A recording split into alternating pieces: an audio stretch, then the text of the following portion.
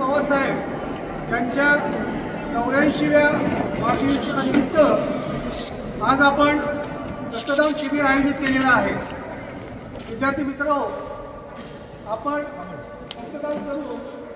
रक्तदान हे महत्तम असं दान आहे असं हेल्थच्या अनुषंगाने जे पुढे अभ्यास करतात अभ्यासक त्यांनी वेळोवेळी म्हटलेलं आहे।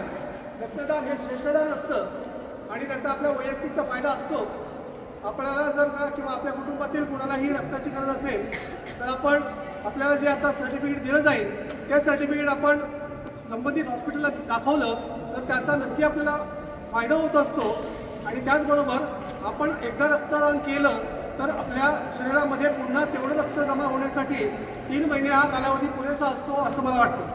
सो मी प्रत्येकाला विनंती करतो की आपण किमान आपलं शारीरिक चाचण्या ज्या काही आहेत त्या करून घ्याव्यात। आणि मला वाटतं जर का 100 लोकांनी रक्तदानासाठीची चाचणी केली तर त्यातले 50च इलिजिबल असतात किंवा पात्र ठरतात असं मला वाटतं। सो आपण इतक्या मोठ्या संख्येने उपस्थित राहिला। आमच्या महाविद्यालयाचे उपप्राचार्य काकडे सर, आपल्या महाविद्यालयाचे सन्माननीय प्राचार्य श्री साळुंके साहेब, संजय जडे सर, संजय जगताप सर आणि उपस्थित प्राध्यापक वृंद, आपणही इथं सर्वांनी उपस्थित राहिलात। आपण सर्वांनी हेल्थ चेकअप करून घ्यावं।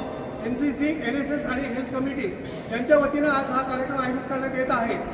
आपण जर का अल्पोपहार केला असेल तर आपण लगेच रक्तदान करू शकतो।